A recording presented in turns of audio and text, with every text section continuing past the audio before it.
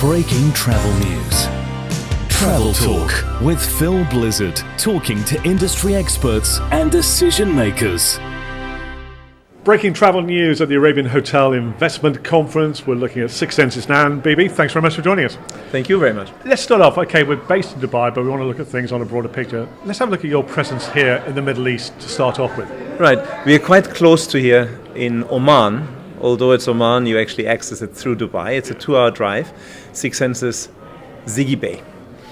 Beautiful, totally pristine, natural bay with only Ziggy village and us in it. And that's in the northern... In Musandam, yes. The northern part of the Arabian just north Peninsula, of Dibba Sharjah, Dibba Oman. Okay. And it's very much like a small village because you can cycle around on bikes, can't you? Absolutely. It's a wonderful... I think it's a wonderful getaway from what else has happened in the region. There's so many mega developments and people want to escape. The ultimate luxury nowadays is really nature, pristine beauty. We have our own vegetable gardens. A lot is local food. So moving away from the delightful Ziggy Bay resort, what resorts and spas do you have in this region? They are all Six Senses spas. We have Six Senses spas in our own resorts, and we have also Six Senses spas in third-party locations.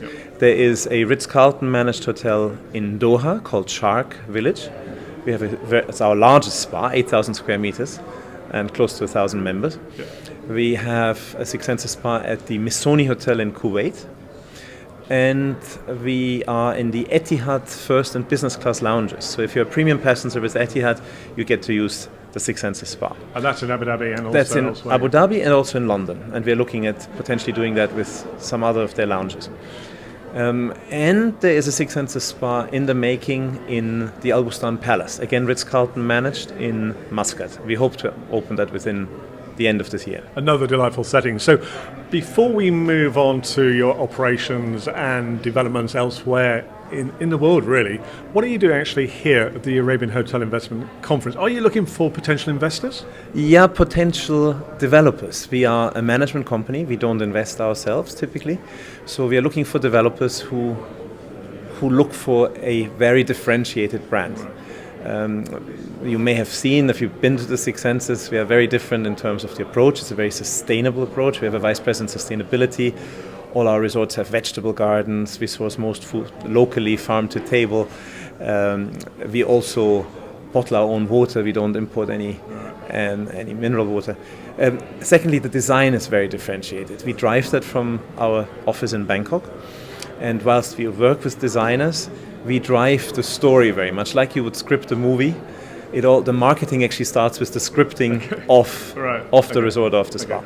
And how important is the Middle East for the investment side of your business?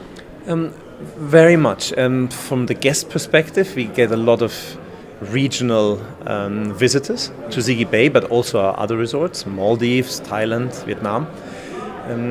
And we are currently looking with one of our investors here to maybe do other Six Senses outside the Middle East. So moving from this region, looking globally, where do you see which countries, which regions are the strongest ones in potential growth for you? Well, current presence, Vietnam, Thailand, Middle East, Maldives and Jordan. With spas, we are also all over Europe and even Macau. Now going forward, we have signed management agreements and we are under development in Taiwan for a Six Senses in a beautiful valley with hot springs. We're doing a Six Senses near Chengdu in China and have 2 or 3 more projects in China, and there's a lot of demand from China. Moving sort of globally further west, we've signed and broken ground for 5 projects, 5 lodges in the Kingdom of Bhutan. Oh, wow. That will be Up a circuit Himalayas, in the Himalayas. Yeah. So you fly into Paro, and then outside Paro there's 4 other destinations to circuit with. So what's the time frame for those? Those should be finished by end of next year and open very early, so in 2 years from now. Yeah.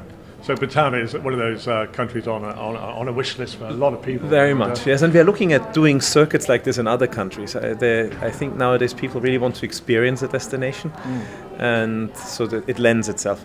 We're looking at a further one in Vietnam as well, and Thailand. And we are full under development. It will open early next year in the Seychelles. Beautiful private island called Félicité. So you've got plenty to keep you going by the Yeah, of it, no, and then I'm thinking sort of globally going sure. around the globe. Even Europe, we are building a ski resort in France with plain views of the Mont Blanc. It's called Six Senses Mont Blanc. Okay. And in the Douro in Portugal. Okay. Right. A wine-focused hotel. Well, I think, okay, we'll finish on this note. I think you ought to take us on board to have a Six Senses TV so we can portray all these wonderful destinations and spas which you have in your portfolio. Thank you. Well, please do come and visit. Thank you very much for joining us. Thank you. Thank you.